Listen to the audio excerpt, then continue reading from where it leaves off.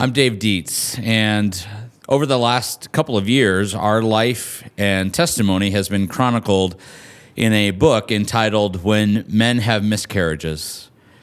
My wife Kimberly and I had 4 miscarriages over the course of our time having children, and about a year and a half ago, Focus on the Family did an interview with us on the topic of when men have miscarriages. You can see the information for that book here on the screen. You can also click on the QR code if you would like to order that book to have more information about it. Today, I'm actually going to be spending some time talking to Andrew, who is our middle son. And the topic that we're going to be looking at today really revolves around this idea of Andrew's journey in the process of dealing with the 4th miscarriage that we had, which was the loss of his twin, and how he dealt with that, how I dealt with it as a father, and the challenges that were going on, mostly in my life, but also just trying to hear from him on what was he thinking, how was he responding, what was happening. The heart of this discussion today revolves around the relationship between a parent and a child. As the book details, there's a number of helps and a number of things to think about with regards to helping men through the process of miscarriage. And in that, we discuss some of the relevant matters that deal with our children. And so today, we just wanted to take time to walk through maybe a little bit more personal journey, a little bit more in-depth, detailed discussion now that Andrew is 18 and is old enough to be able to kind of process through this, to be able to look back and to say, well, what was he thinking? What was happening? What are things that would be helpful for a parent to know? And so as you watch this video, we hope that it'll be a blessing and an encouragement to you as a parent to be able to engage your young children through this process of miscarriage. Our goal, our hope of Kimberly and I is to be able to provide whatever resources we can to be able to encourage you and to edify you in this process of going through a miscarriage. So today we want to be able to just walk with Andrew and myself to be able to kind of just reminisce and think through how did we each deal with this process of the miscarriage, and how did that actually bring us to the point of being able to work together in that process. And so we're thankful that you've joined us for this video. We trust it'll be a blessing, and we're thankful for Andrew being able to take time out of his busy upper teen years to be able to join us today. Yeah, I'm glad to be here. Glad to spend time. Good. Well, Andrew, if for the people that haven't read the book yet, obviously there's a lot of the story that unfolds in the book that deals with you and deals with kind of your journey through this. And so just walk us through, what are your first memories of realizing that not only were you a twin, but that you had lost your twin in the womb? Walk us through your first memories of that. Well, I didn't really, says I was really young when I found out, you talk about the story in the book, but I was, 2.5, 3 years old. So I don't exactly remember the specific morning that I found out, but just I remember some of my earliest memories throughout, just being a little kid, specifically probably my first, earliest memory directly dealing with it. I remember being in kindergarten and just, showing off to my friends. I was cooler than them because I had a twin. It didn't matter, if she was alive, but I was very proud of that. I was, it started out I remember it was something I could show off to people. It was a cool fun fact about me. And especially when I was a lot younger, I don't know, 5, 6, 7, that was pretty much the extent of it. It was a cool, fun fact. So that's interesting that you mentioned that you were in kindergarten when you kind of had your first memory of the miscarriage, or at least the fact that not of the miscarriage, but that you lost your twin. I remember actually the morning. I think we detail it in the book. You were probably about 2.5 or 3 years old. And it was a Sunday morning. We were getting ready for church, and I was kind of in the hallway. And I just remember in your loud, exuberant, 2.5, 3-year-old Andrew voice from your bedroom that you shared with Caleb, I just heard, "What? I was a twin?" kind of like nobody informed me of this. And apparently Caleb that morning decided it was time for you to have the news broken to you. And so we appreciate Caleb for that as well. But it's interesting that there's no recollection in your mind of that moment. But I think that, from my standpoint, that was probably one of the first times that I think I was aware that you were potentially aware and that this could have been a significant, moment or significant issue in your life. Help us kind of think through your response to that awareness, and we'll talk a little bit later on as well about some of the things that you did. But why do you think you felt a need to kind of like respond this way, and more than even just making it like, hey, this is a fun, cool fact about me? Like, why do you think there was a need to kind of explore this reality a little bit? Well, I mean, I think a lot of it really comes down to that's my twin. There's a certain level of connection between twins, and especially growing up through elementary school into middle school, I really started that feeling develop more. It felt like she was, she was a person. She was a human being. She was my sister.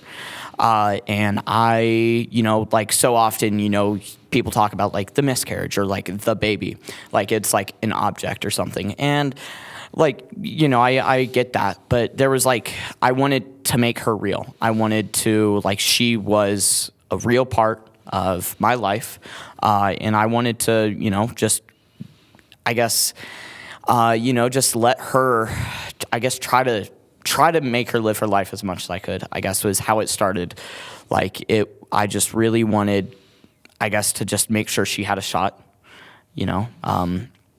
that's where a lot of it came from. So, you talk about it some in the book, but I know, just, would you mind sharing with us why you were not, you weren't very interested, you were as opposed to dealing with it as I was wanting to deal with it, about not just having one miscarriage, but having losing 4 babies. Would you care to, walk us through that, explain that?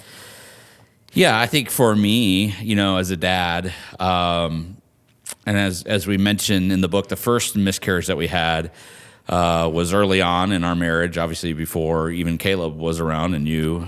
It was a very traumatic experience. It was a very traumatic situation. And I think for me, it was just a matter of kind of realizing it's not something I wanted to talk about. For me, the best way to deal with this was just to act like it didn't happen. And I think so. The loss of your twin was our 4th miscarriage. We had our first miscarriage in 2000, and then we had 2 other ones that were not. They didn't progress as far in the pregnancy process. And then we had the miscarriage with your twin, and that would have been in 2006. And so there was about a 6-year process that we went through of miscarriage, having Caleb, 2 miscarriages, getting pregnant, you and the twin, and we knew that you were twins. And so I think for me, as a dad, I just felt like, I think for me, I just kind of felt like I was the only one dealing with this issue.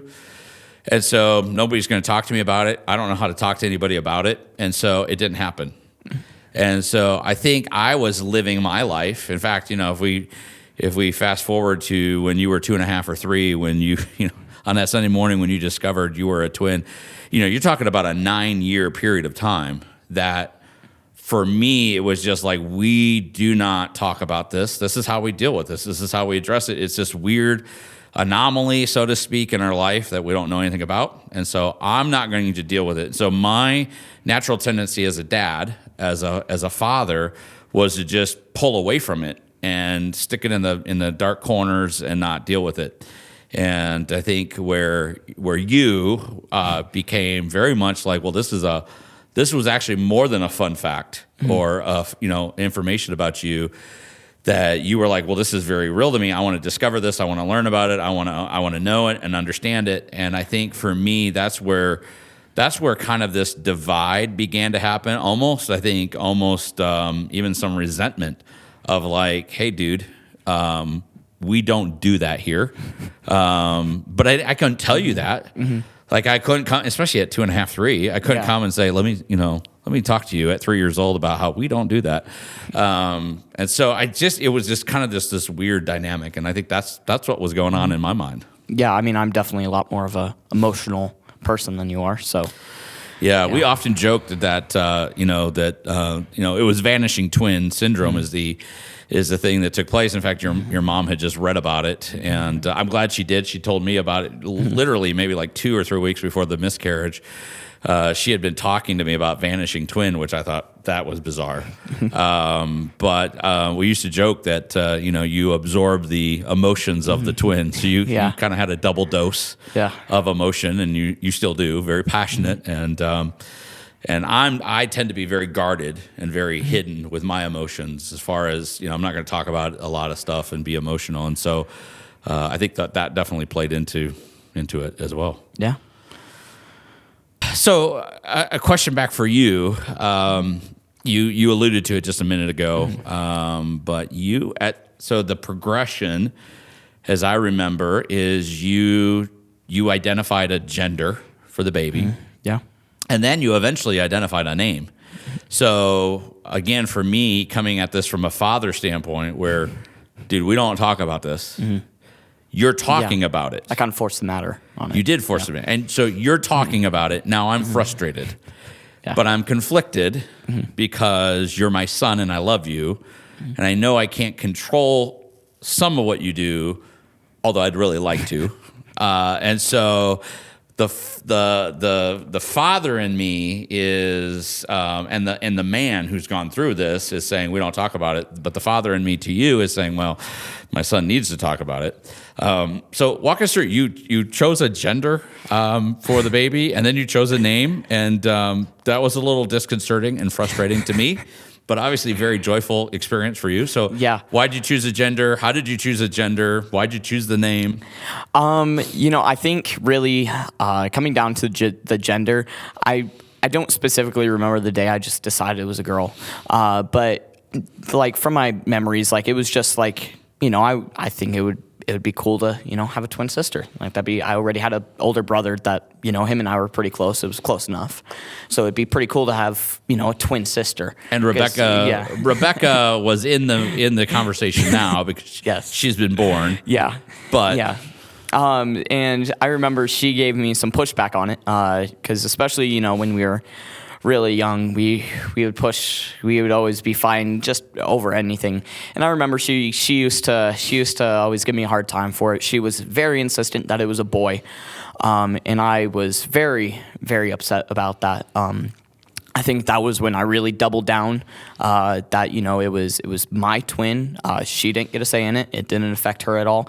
So it, kind of in a weird way, like kind of how you were looking at it with me was how I was looking at it with Becca. Like, this isn't your problem. Right. So I really wanted to make it my own. So I doubled down on, it being a girl. And I don't, specifically, like, there wasn't necessarily like a backstory behind the name Abby. It's just it's a name that I really like. I still do. I have a dog named Abby. Like, it's a good name. I really enjoy it. I like the name. I really think that's like how I, just really made her into like, I guess, a person, more of an actual human being. Yeah. So you're progressing through this. I'm trying not to deal with it. I'm not really excited over the fact that you're dealing with it, especially at a young age. I think that's what caused me to really say, I don't know what's happening. It just seemed odd that you at your young age, even 5, 6, 7, began to, hey, it's a girl. Hey, her name is Abby. So where I was like, we're not going to talk about it, you're like, oh, dude, we're absolutely talking about this. And not only are we just talking about it, but here's some specifics that we're talking about. And I felt like, to me, it felt like with every step you took, it was like, I'm sure you were not doing this, but it just felt like, hey, Dad, I'm laying down a gauntlet of like, I'll see you're not talking about it, and I'm going to raise you a gender. I see you're not talking about it. I'm going to raise you a gender and a name. But then you went a little bit further. Yeah. And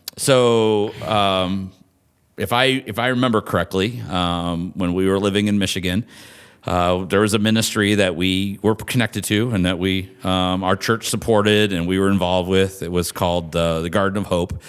And my understanding is you kind of you started going with mom and you would kind of mom would volunteer there and you got connected there. Yeah.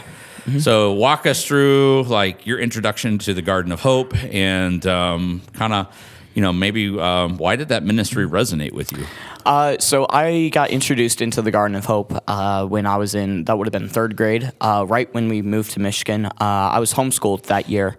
And so my mom was volunteering there a lot. And since I was homeschooled, she didn't want to leave me at home. So I would get pulled along, and while she'd be working, I'd be working on school, or I'd be helping out with like some of the children there. So I think that's what really really start driving that, because the Garden of Hope it's a place for women who have had abortions, or I think miscarriages too, they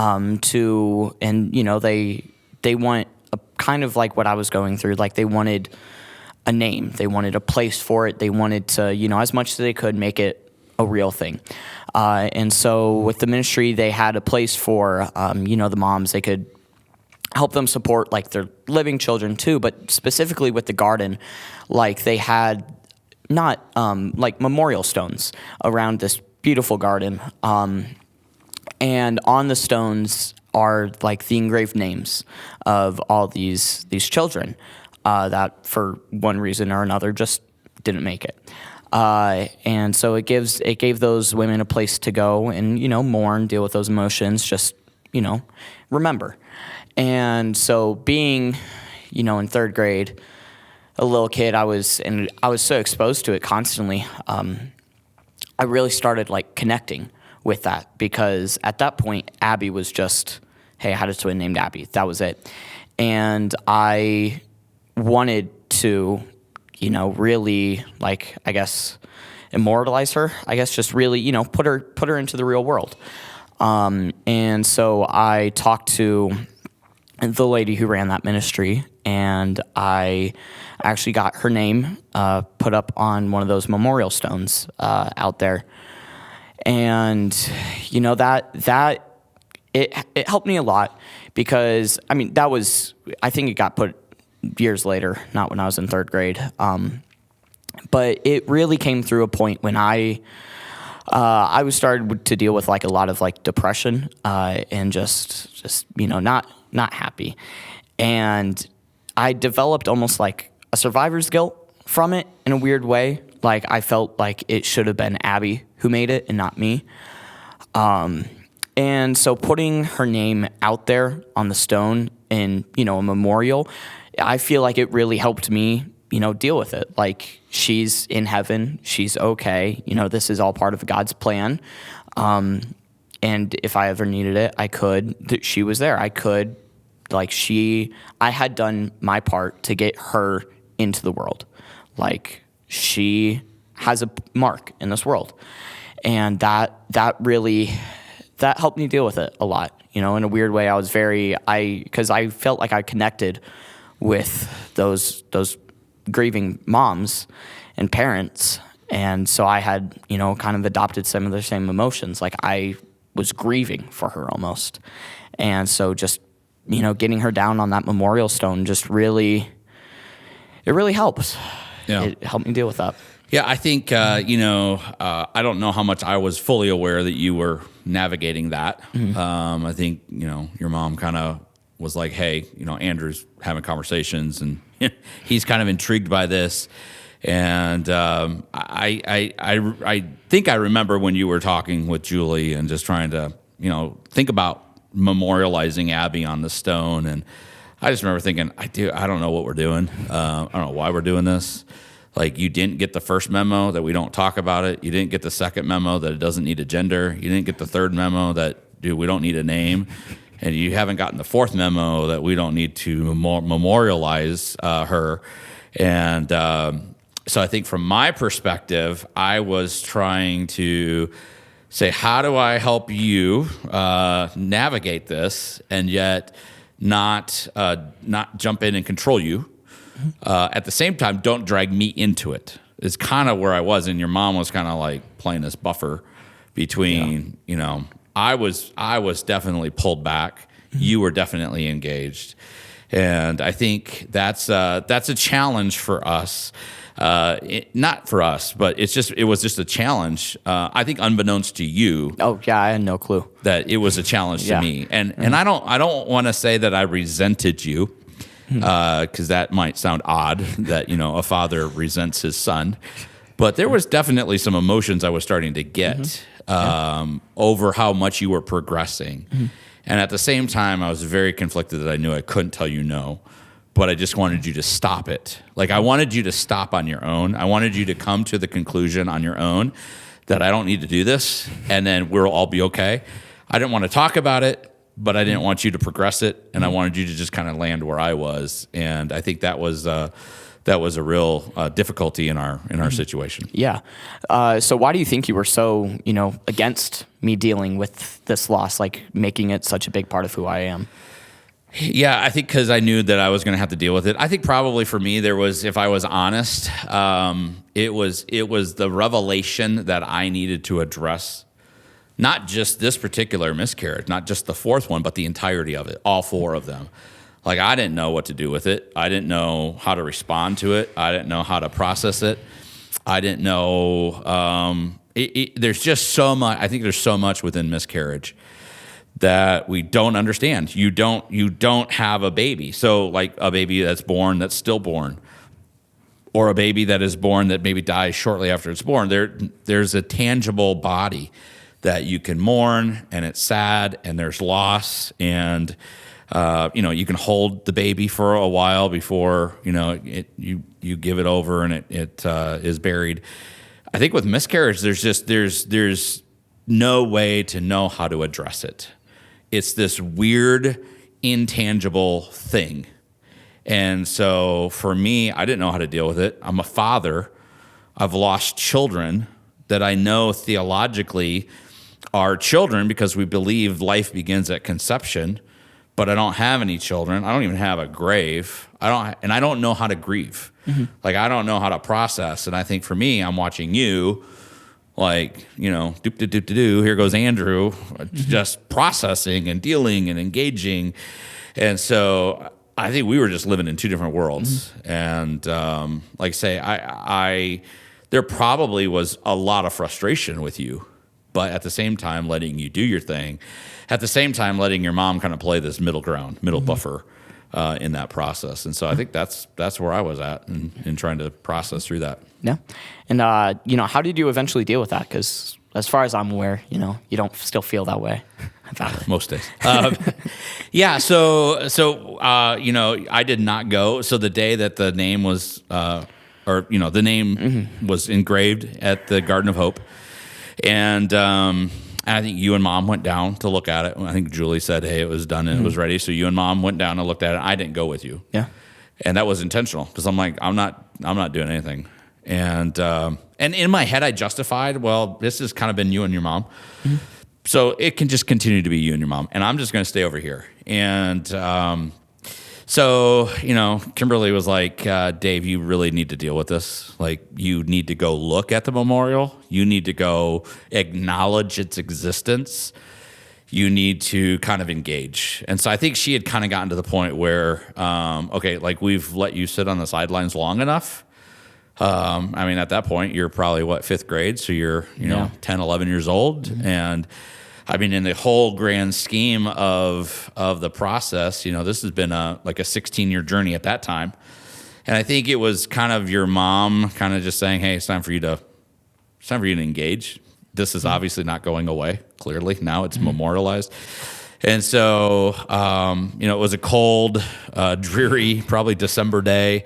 And I'm like, I just need to go do this. And so I told your mom, I said, I'll be home late from work. And I said, I have some stuff to do. And so I drove to wherever, downtown area of Grand Rapids, to the cemetery and to the Garden of Hope that's there. And I was kind of preparing myself for what I was going to see. And so I remember I parked the car and I kind of walked over to the memorial, and it was the last name that was there because There not many names are added. It's not like regularly added, and so it was the last name that was there.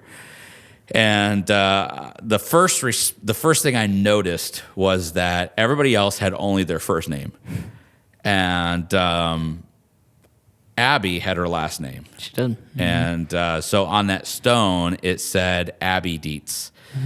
And I'll be honest, I was really ticked off because I'm like, dude, I let you, in my mind, I let you do this. And I didn't want you to put a gender to it. I didn't want you to put a name to it. I didn't want you to memorialize it, but you did. You did all that stuff. And in my mind, I'm thinking like, dude, I let you do a lot of stuff. Now, I never told you that I was frustrated. So this is all on me. I get it. But I think I got to that point of like, okay, I can walk through all this stuff. So I'm prepared for Abby. And then I get there and it's Abby Deets. And I was ticked because it was like I think in that moment, it felt like to me, like you stole something that was mine, my last name, which was yours. Yeah. I mean, you are mine, but you stole my last name and you put it up there. And for me, it was like it's like you grabbed me and you tacked me up there too. Yeah. And I don't think that was anywhere in your head. Oh, yeah, no. And I don't even know if you wanted it Abby Deets or if that just kind of happened. I wanted it Abby Deets, but I didn't know the other ones were just first names. Right. Because I remember when I saw it too, that was the first thing that stuck out to me. It was like, oh, wow, okay. It's like, because I actually almost felt kind of the same way. I was like, oh, that's like a lot. Because it's not just a name on the stone, it sticks out on the stone. Right. Especially when it was the last name too, because when I went and saw it, it was freshly engraved. It was like the next day or something. Yeah. Abby Deets, like it really stuck out to me. And I kind of felt a lot of the same. Like I was like, oh, that's like a that lot. that was a bridge too far. Yeah, I was like, that was a lot. That really dealt with it. Yeah. Well, and I was like, dude, I was not okay. But I just stood there probably for about an hour in the cold, dreary, gloomy night of Grand Rapids, Michigan in December, which is nasty. Oh, yeah. And I just kind of stood there for about an hour and I just stared at this thing. And I finally, I think I got to the point where I just kind of broke down to say, Dave, you've got to figure out how to deal with this. You've got to figure out how to come alongside of Andrew. Like, I think in that moment, I think for me, it was like, dude, this is a big deal for Andrew. The gender, okay, the name, like, dude, where are we going with this? The name on the memorial, the last name. And then I think for me, it was like I needed all that to kind of just wrap my attention to say, hey, dude, you got to come alongside your son. And you got to own this with him. And I think I had to come to a point where I realized this was as much your thing as it was my thing. And I think for that whole 16 years, my whole perspective was to be very selfish, to say, this is just me. I mean, even in the whole process, not even helping your mom through this and deal with it, it was like, this is my issue. And I don't know what you had going on with the miscarriage, but that's you. And this is me. And I'm going to try to control all of this because I don't want to deal with it. And then you were like, dude, it just felt like you were like, dude, I don't really care. I'm going to deal with this. And so I think I got to the point where I was like, okay, this is a big deal. Like, this is bigger than me. It's bigger than what I could control. And I think the father in me kicked in to say, okay, I got to come alongside of Andrew and help him and walk through that. So yeah, it definitely was a big deal for me because I don't know if you remember, but it was more than just a stone. I actually got a little like ornament almost. It was a picture. I can't remember the name of what it was, but it was just a little like doll with the name Abby, and I hung it on my backpack that I took to school every day. Everybody, like, if you've known me, you knew I had the twin, especially in that time. Like, I was talking about it every day. Like, it was a big, huge part of who I was. It was, and I don't know how much you were aware of what I was doing at school, but like, it really was. It was more than just a stone. It was a big deal to me. Yeah, it was part of your identity. It really was, and it was everything I didn't want it to be. And I think in that, through that time, that's kind of when, that was also, so even just to kind of advance forward with the book, it was right in that time that, the same lady that kind of helped us with that, she had a loss in her family. where one of her family members had a miscarriage, and she wanted to get some help. And so she said, "Is there anything that is available for men? Because one of the men in my life is having his wife had a miscarriage." And I told her, I said, "No," I said, there's nothing out there for him. I said, "There's very few things for the women, but there's nothing out there for guys." And so it's kind of like in this whole time frame of you doing this and me struggling really hard through that. And then so now I'm confronted as a pastor who now has to help somebody in his congregation. So I'm a father who's trying to help a son. I'm a pastor who's trying to help a congregant, and I'm a man who's trying to hide it all. And it's like God is, doing this double whammy of like, dude, you are going to deal with this. Mm-hmm. And so I told her, I said, "Well, there's nothing out there for men." So I said, "I can't give you any resources. I'm sorry." And so she looked at me and she said, "Well, somebody really needs to write something about this." And I'm like, "Yeah, they really do." Like to me, that was just I can agree with that statement. Somebody needs to talk to men about miscarriage. And as soon as I told her that, I still remember I was standing right outside my office on a Sunday morning. As soon as I told her that, it was like this, literally like this knife to my heart of like, dude, you got to write something. And I'm like, I don't want to do that. Like Andrew's already pushed me over the edge. Mm-hmm. And now it was like so now I'm flying off the edge. Now I'm just, exponentially picking up speed going over the mountain. And so those were difficult challenges, and so looking back, all of that has been in your own life, an 18-year journey. And so, what advice or counsel would you give to dads as they process through miscarriage? Well, just frankly, don't be afraid. Talk to your kids. I know you specifically. You're really just not an emotional person, and I know guys as a general are. But children, I know kids are different. Take them. It's your job to guide them, to nurture them, and really, what I was dealing with going through Abby and the grieving, that was, really, it was a lot deeper. It was more than just Abby. There was a lot of, just other mental stuff behind it.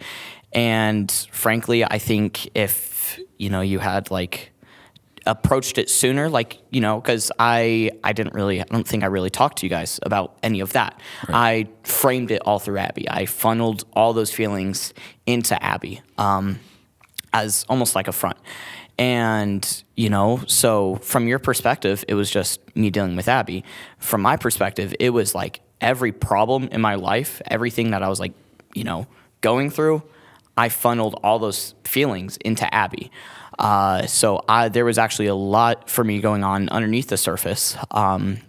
And, as dads, as parents, it's good to have those conversations with your kids, whether or not, you want to.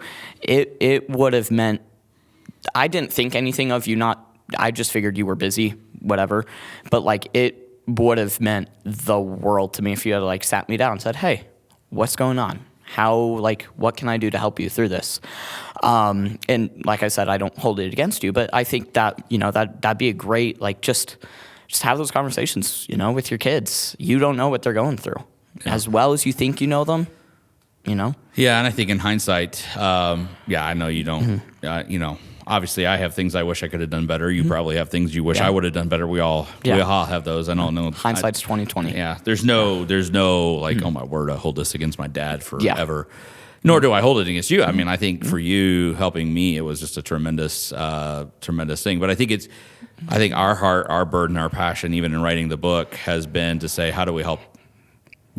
So the unfortunate thing about miscarriage is, as long as people are living on the earth, there will be miscarriages, and it's just a reality. And so it's not a thing of hey, it's not some disease that they'll find a cure for that goes away. So I think our heart has been, how do we help? Okay, so I didn't do it well. I could have done a lot better. Here's what you were going through. And so I think, how do we help other people, and how do we navigate that with other people? And So how about the siblings? So Caleb and Rebecca in our family. I don't know that they probably dealt with this well with you. They were probably, I think they tried to engage. My perception was they kind of did their thing, but it was your thing. Mm-hmm. Like the miscarriages, because it was a twin, was like you kind of like rose to the top. Like Andrew's got more connection to this than we did. Theoretically, yeah, we lost 3 siblings that were miscarried, but you lost your twin. Yeah. So what would you say to a sibling on how to help each other? Sharing a room with siblings a lot growing up. I shared a room with both Becca and Caleb at some point growing up. Like it, just I've talked to them about it, and I mean, as siblings, I don't feel like there's necessarily the same responsibility or you're not expected to, guide and counsel your siblings in the same way. But, I think both Becca and Caleb, I think they tried. I would have, up at midnight, whatever, 3 hours past my bedtime, just talking.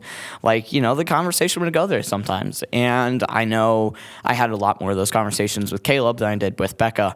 And Caleb is kind of pretty similar to you. He's not really an emotional person, but he would just listen. And I think that, that really helped. Your siblings, like you're supposed to be, you're like equals, you're friends. So he thought, he probably thought like, this is weird. Why is he like, if it's not, it's because I know Caleb, it's not a big deal to him. But so he was probably thinking, what is he going on about? But he listened. He would sit up and he would just listen to me as I walked through all my emotions and I talked through it all. And I used to joke with him sometimes about because the twin connections, all that. It's a thing. Yeah, it is. It is. And I used to joke with him a lot that when Abby died, I got the ability to pass that on to somebody else. And so I used to joke with him that I passed it on to him. He's your twin. That we had the same connection, right. Growing up, because him, when we were kids, we were close. We were really, really, really close. And so that was kind of like a little joke I had with him. But yeah, just I guess just be there, just listen, hear him out. No, that's good. Yeah. That's helpful. Anything else? This is, for the whole world to see us talk about our issues. But I guess I could flip it around, on you. Is there any advice or counsel you have for, other dads who are going through this, who are, perhaps going in similar shoes as you were? Yeah, and I think we don't we addressed it a little bit in the book, but you have to figure out how to deal with it. You can't not deal with it, and you have to deal with it not only for your own mental health, your own spiritual health, your own reality, but you need to address it with your wife. You need to help her. I think the person that struggled even more than you through this would have been Kimberly and your mom, because I didn't do anything for her at all. I basically just told her, we're not dealing with this. This didn't happen. And she's like, dude, it absolutely did happen. It was my body. But I think she was very submissive to that, just to say, okay, we're not talking about this. We're not bringing it up. She kind of had her own little ministry where, as we would meet people, and I was happy for her to do that. She would find a little booklet or something, and she'd give out tons of those to ladies to try to help them. But I was happy she had an outlet, but I'm like, if you need to go do that, that's fine. And so I didn't help her at all. So I think as a dad, you've got to deal with it for yourself. You've got to deal with it with your wife or, the person that you had the baby with. And then you've got to address it with your children. And I think we're scared to talk to our kids about it. I think honestly that's part of this situation, because it's like, okay, let me explain that, before you were born, we had a baby, but we didn't have a baby. But the baby was in mommy's tummy, but the baby, it's like, as dads, we don't, how do I even broach this topic? Realistically with, your average, with Becky and Caleb, it wasn't a big deal to them. Realistically, that's just hey, this happened. It's like an interesting fact about it. Yeah. And I think really what made it, different for me was just the fact that it was a twin, that I had that connection. Yeah.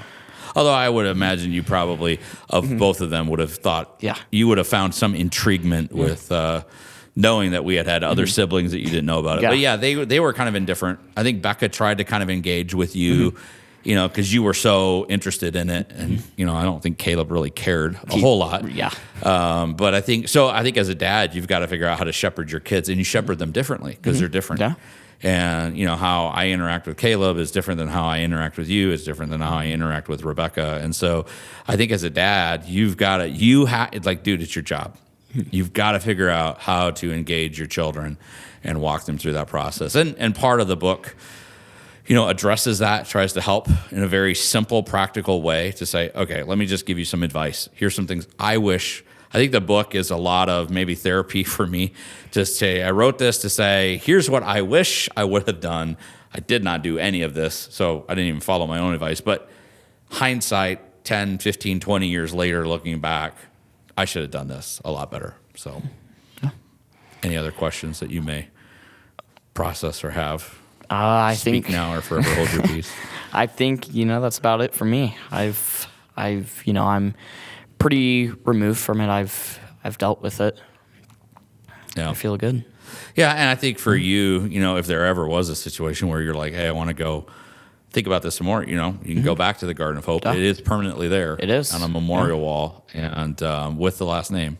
Yeah. And, you know, I think where I'm at now, I'm actually thankful that last name's there. And I'm thankful that, other people may see that and they go, oh, the Deets had a problem. And I think our reality is to say, yeah, the Deets had a problem. We were confronted with an issue in life, and we didn't handle it. I didn't handle it well. But look at what God has done, and look at the grace that God has given to be able to process through this and to be able to deal with this. And so I appreciate you being willing to, you know, not just, I don't think you were intentionally like, oh, let me shepherd my dad through this. Yeah. I think you were living your life. I was living mine. Our two worlds did not collide. I was frustrated with you. You were happy as ever. Yeah. Because life was beautiful. And so I think in hindsight, probably a little shocking for you to hear like, holy cow, I was ticking my dad off. Yeah, I didn't find out until the Focus on the Family interview. So yeah, that was definitely. You're like, that wait, was a what? shock. I'm sorry, my dad had a problem with me as a kid, and so that's to the rest of the dads out there, you know, before your child has to find out on a national interview that oh wait, my dad had a problem, you know, maybe talk to them. But you know, our relationship is such that what better way for you to find out than on a national, because you were the one who showed me. I remember I was playing some video games. You sat down on the couch, said pause that, and you showed me the interview. So you were right there. It was a weird way of showing me, but you know, your way, I guess. Right, yeah, my way, right. So anyway, thanks for engaging this conversation. Yeah, of course. Thank you. And to you that have watched and allowed us to share our testimony and our story, I do encourage you to get the book, When Men Have Miscarriages. It's available on Amazon. You can order it. Reach out if you have any questions or anything that we can do to help. And if you know somebody that's had a miscarriage and you would like to give that as kind of a way to be a blessing to them and an encouragement, we'd invite you to do that. But thanks for joining us for this interview.